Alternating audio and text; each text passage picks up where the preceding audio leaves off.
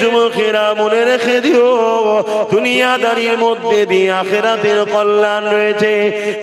একটা মাত্র নেকি, যার জন্য আল্লাহ বান্দাকে বলছে, বান্দারে তোমার যদি আর একটা নেকি হতো, আমি আল্লাহ তোমাকে নাজারটা দিয়ে দিতাম।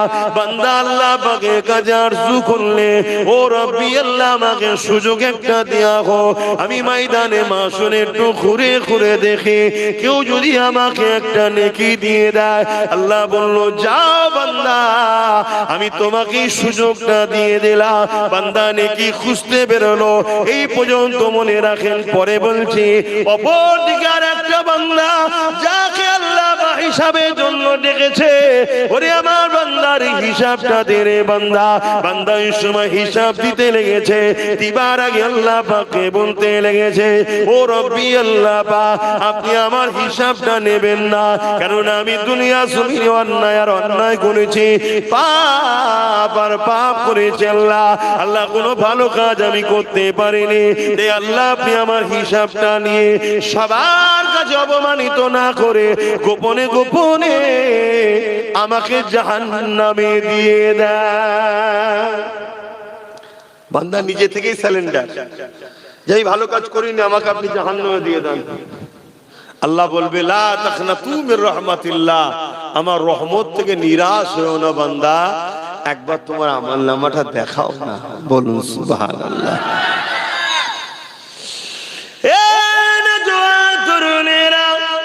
আল্লাহ কুদরতি ভাবে বান্দার আমলনামা দেখবে, ওই আমলনামার মধ্যে দেখা যাবে শুধু অন্যায় অন্যায় ভুল ভ্রান্তি পাপে ভরা। দেখতে দেখতে দেখা যাবে একটা মাত্র ভালো কাজ, ওখানে একটা নেকি কম, এখানে শুধুমাত্র একটা ভালো কাজ। আমার আল্লাহ বলতে লাগবে, বান্দারে তুই তো অন্যায় করেছি, ভুল করেছি, পাপ করেছি বান্দা, তবে তোর একটা ভালো কাজ পেয়েছি, যে কাজটা আমি আল্লাহ আমার বড় পছন্দ, খুশি করে দিয়েছে। এ বান্দারে বল, আমি আল্লাহ তোর উপরে রাজি হয়ে গেছি, বল খুশি হয়ে গেছি, তুই কোথায় যাবি? বান্দা বলবেন, আল্লাহ আপনি যদি দয়া করে আমাকে জান্নাত দান, যেতে পারবো। আল্লাহ পাক বলবে, বান্দারে যা, আমি তোর কাজে এত খুশি হয়ে গেছি, একটা মাত্র ভালো কাজে আল্লাহ রাজি হয়ে গেছে। আল্লাহ বলবে, বান্দারে যা, আমি আল্লাহ তোকে আমার দয়ার বিনিময়ে জান্নাতি বানিয়ে দিলাম। এ যুবকেরা, তরুণেরা, ওখানে একটা নেকি কম, সে খুঁজতে বেরিয়েছে, এখানে শুধুমাত্র একটা ভালো কাজ, কিন্তু আল্লাহ তো রাজি হয়ে গেছে। আল্লাহ পাক বলবে, যা জান্নাতে চলে যা। কি এমন ভালো কাজ ছিল? আল্লাহ নবী সাহাবাদেরকে জানিয়েছে, হ্যাঁ মা সাহাবারা শুনে রেখে দাও, কিয়ামতের দিন ওই যুবক ছেলেটা আল্লাহ পাক ওই একটা ভালো কাজের জন্য জান্নাত দেবে। ওই ভালো কাজ হলো এটা, প্রচন্ড গরমের সময়তে এক পশুকে গলায় দড়িতে বাঁধা ছিল, ওই পশুটা রোদের গরমেতে জিভ দিয়ে বেরিয়ে হয়ে গিয়েছিল, পানির পিপাসা লেগেছিল। এই বান্দা থেকে বড় কষ্ট হয়েছে, তার মধ্যে দয়া হয়েছে, এ আল্লাহর সৃষ্টিকে ছায়াতে বেঁধে দিয়ে পানি পান করিয়েছিল, দয়া দেখিয়েছিল।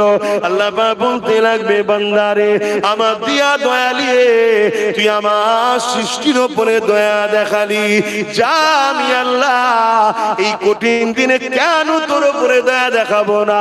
যা আমি আল্লাহ আজ তোর উপরে দয়া দেখিয়ে জান্নাতি করে দিলাম। আরো জোরে বলুন সুবহান।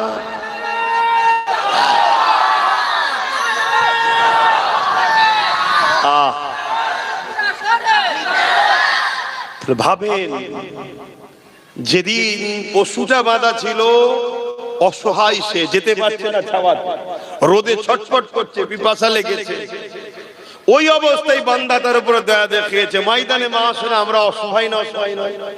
তাহলে আল্লাহ বলছে, তুই যদি আমার সৃষ্টির অসহায় সময় তার সাথ দিস, তাহলে যেদিন তুই অসহায় হবি ময়দানে মাশারে, আমি আল্লাহ রহমান রহিম কেন তোর সাথ দেবো না? যা, তোকে দয়া করে জান্নাত দিলাম। জোরে বলুন সুবহানাল্লাহ। আজ যদি আমরা এতিম বাচ্চারা অসহায়, গরিব বাচ্চারা অসহায়, বিধবারা অসহায়, সমাজের কোন গরিব এতিম অসহায়ের উপরে যদি জুলুম হয়, যদি তুমি তার সাথ দিয়ে তাকে জুলুম থেকে মুক্ত করতে পারো, তাহলে কিয়ামতের দিন তুমি যখন অসহায় হবে, আমার আল্লাহ তোমার সেদিন রহমত দ্বারা তোমাকে অসহায় থেকে মুক্ত করে জান্নাতে দেবে। জোরে বলুন সুবহানাল্লাহ। এজন্য আল্লাহ নবী বলেছেন, তুমি যদি আল্লাহর দয়া পেতে চাও, তুমি আল্লাহর সৃষ্টির উপরে দয়া করো। সে সৃষ্টির মধ্যে শ্রেষ্ঠ সৃষ্টি আবার মানুষ, সৃষ্টির উপরে দয়া করো। কিন্তু আজ আমরা মানুষ কি মানুষের উপরে দয়া করছি? সে মানুষ যদি হিন্দু হয়, আদিবাসী হয়, সাঁওতাল হয়, বাগদি হয়, খ্রিস্টান হয়, সেও যদি বিপদে পড়ে তার উপরে দয়া দেখানো দরকার আছে না? না, অবশ্যই মানুষ সে আল্লাহর সৃষ্টি।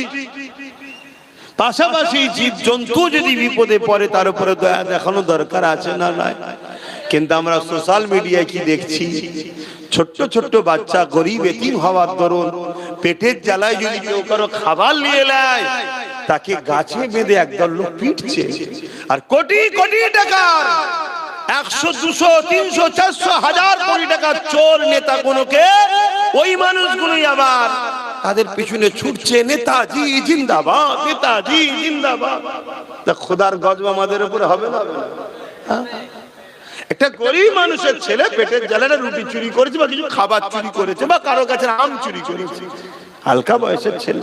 এই তো কিছুদিন আগে একটা কোন জায়গায় আম চুরি করেছিল, সে অমুসলিম ঘরের ছেলে ছিল, তো কি হয়েছে, বাচ্চা ছেলে, তাকে মারতে মারতে মেরে ফেললো। ভুলে গেছেন কি আপনারা? জানেন না? কিন্তু আমি ভুলিনি, আমার সব মনে থাকে। আজকে তাকে দেখা যাচ্ছে বেঁধে পিটছে।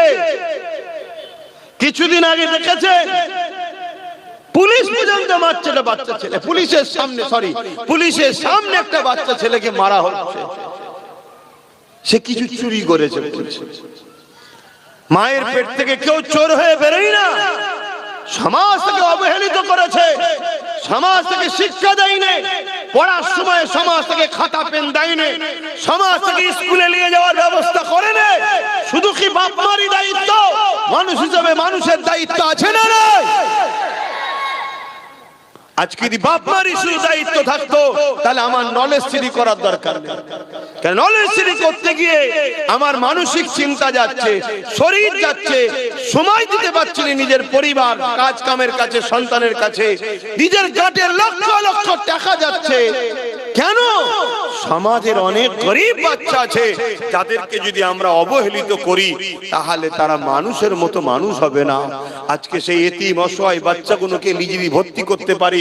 তোমাদেরকেও বলে যাচ্ছি, অনেক জায়গায় বলেছি, আজকেও বলছি, তোমাদের যদি কারো এলাকায় জানাশোনা থাকে এতিম বাচ্চা, কেউ নেই দেখাশোনা করার, ওই বাচ্চাকে তোমরা দায়িত্ব নিয়ে আমার সাথে যোগাযোগ করিয়ে দাও। ওই বাচ্চাকে সম্পূর্ণ ফ্রিতে আমি তাকে পড়িয়ে জেনারেল লাইনের শিক্ষা, নলেজ সিটিতে মাদ্রাসা পড়ছি না, আমি জেনারেল লাইনে শিক্ষা করছি। মাদ্রাসা আছে, আমি 50টা মাদ্রাসা চালাই। আরো অনেক হুজুরদের, অনেক মৌলানাদের মাদ্রাসা আছে না? নাই ভাই, মাদ্রাসা দরকার আছে। আছে তো, কে বলেছে না? এই গ্রামে হয়তো মাদ্রাসা আশপাশে আছে, কি আছে মাদ্রাসা আশপাশে? এই বল্লভপুরে তো একটা মাদ্রাসা চলছে, মাদ্রাসার দরকার আছে। কিন্তু সব মৌলভী সাহেব হলে হবে? আমাদের কিছু ডাক্তার, কিছু পুলিশ, কিছু জজ, কিছু ডিএম, কিছু আইএস, কিছু আইপিএস দরকার আছে না? না, আমাদেরই বাচ্চারা যারা ডাক্তার হবে মৌলভী সাহেবের কাছে বসে অশ্বনে দিন শিখবে। আবার যখন মৌলভী সাহেব অসুস্থ হবে ডাক্তার কাছে যাবে, হুজুর এসেছেন, কি হয়েছে বাবা? আমার এই হয়েছে। আচ্ছা হুজুর আমি ট্রিটমেন্ট করে দিচ্ছি। তাহলে এখান থেকে তুই ফায়দা নিবি, ওখান থেকে তুই ফায়দা নিবি, কি? আর না হয় মুসলমান হওয়ার জন্য আগামী দিন চিকিৎসাই করবে না? কি করছে না? করে না? অনেক হিন্দু ডাক্তার মুসলমান হওয়ার জন্য তাকে চিকিৎসাই করেন। রিপোর্ট দেখেছেন না? দেখেন, প্রকাশ্য বলছো মুসলমান ওকে চিকিৎসা করবো না, ও মুসলমান ও ডেলিভারি করবো না। শুনছেন কোথায় যাচ্ছে পরিস্থিতি? এই সব কিছু চিন্তা ভাবনা করে আমি নলেজ সিটিটা করছি। ভুল করছি না? আমার তো মনে হচ্ছে ভুলই করছি। আমি তো মাঝে মাঝে মনে হয় খালি খামাকায় কত আরামে আল্লাহ রেখেছিল, জলসা করতাম। প্রথম জীবনের কথা বলছি, ঘরে এসে ঘুমোতাম, খাওয়া দাওয়া করতাম, আবার জলসা বেরিয়ে যেতাম। খালি খামাকায় নওশাদকে দিয়ে রাজনীতিটা করাতে গেলাম, আর আমি নলেজ সিটিটা করতে গেলাম। ও পেরেশান, আমিও পেরেছি না, ও আমায় দেখতে পাচ্ছে না, আমি ওকে দেখতে পাচ্ছি। কালকে ঘরে ঢুকলাম, ও ঘরে নেই। আজকে সকালে ঘুম থেকে উঠলাম, ভোর 3টেই বেরিয়ে গেছে, মালদায় গেছে। তাহলে ভাবুন কি ছুটা ছুটছে ছেলেটা, একটাই ছেলে, কোথায় কোথায় ছুটছে। আর আমাদের দুজনে আমাদের বাড়ি বাপ মা পেরেছেন। কখন যে কি খবর আছে, কখন কাকে ধরলে চলে গেল, কখন কার গাড়িতে ঢিল ছুড়লো নাকি, কি টেনশন থাকে না, থাকে না? কি ভুল করেছি তো নাকি? হ্যাঁ বল না ভাই, সত্যি করে বল। ও ঠিক করেছি, ঠিক যখন করেছি সাথ আমার ভাইটার সাথে আছে তো নাকি, না ওর বিরুদ্ধে সব? ঠিক বলছো? একটু সাক্ষী দাও দেখি কারা আছো আমার ভাইয়ের সাথে, লম্বা হাত তুলবে। ঠিক বলছো? ঠিক বলছো? আচ্ছা একটু দেখো তো ডায়ে বায়ে কেউ হাত তুলতে বাকি আছে কি, একটু দেখো না। কিন্তু কেউ বাকি থাকলে তার সঙ্গে ঝগড়া করবো না আমরা, কিন্তু চিনে লিওয়া দরকার আছে না নাই? কেন আজকের লড়াই শুধু রুটির লড়াই নেই, আজকের লড়াই হচ্ছে দিদি মুদি ইসলামের দুশ্মন। সত্য না মিথ্যা? এই জোরে বলে। অতএব ইসলামের দুশ্মনের সাথ যদি কোনো মুসলমান দেয়, ওই মুসলমান মুনাফিক বলা হয়। মুনাফিক চিনা দরকার আছে না? এই জন্য বলেছি তার সাথে ঝগড়া করবো না। কেন ঝগড়া করতে পারে বাবা? দেশটা সবার, এ দেশটা সবার। এদেশে কেউ যদি মনে করে খুঁটোটা হলো আমার ভগবান, আমি পুজো করব, তাকেও দেশ রাইট দিয়েছে, কিন্তু আমি মানি না। আমি মানি এক আল্লাহ, ঠিক না বেটি? কিন্তু তা বলে ওকে বলতে পারি না মেরে ফেলবো, এটা বলার অধিকার নেই, আর ইসলামও দেয়নি। কথা বুঝে আসছে না? না। তো সেই জায়গায় যদি কোনো আমার মুসলিম ঘরের ছেলে আজকে যদি ইসলামের দুশ্মনকে এখনো সাপোর্ট করে, তার স্বাধীনতা আছে, কিন্তু চিনে লিওয়া দরকার আছে না যে এইটা ঘোলা আন্ডা আমাদের নেই, আমাদের ঘরে হয়েছে কিন্তু আন্ডা ঘোলা হয়ে গেছে, একে আর লিয়া যাবে না, এতে দূরে থাকা দরকার। কেন এই বাহ্যিক আমাদের ভেতরটা জালিমদের। কথা বুঝে আসছে না? না, এটা মাথায় রাখা দরকার আছে তো নাকি? এই কথাগুলো একটু বুঝিয়ে দিচ্ছি, অসুবিধা হচ্ছে? আজান দিলে শোনা যাবে? হ্যাঁ, তা আসলে একটু সালামটা দিয়ে এলি একবার। ইয়া নবী সালাম,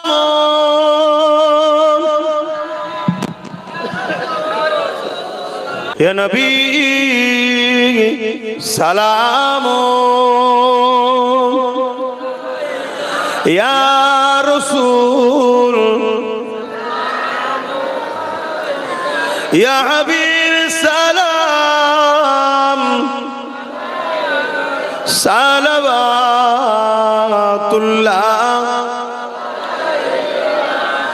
কঠিন হাসরের দিনে কি আছে মোদের কপাল, গুনাহগার উম্মাত আপনার লইবেন সঙ্গে এ মাহশরে।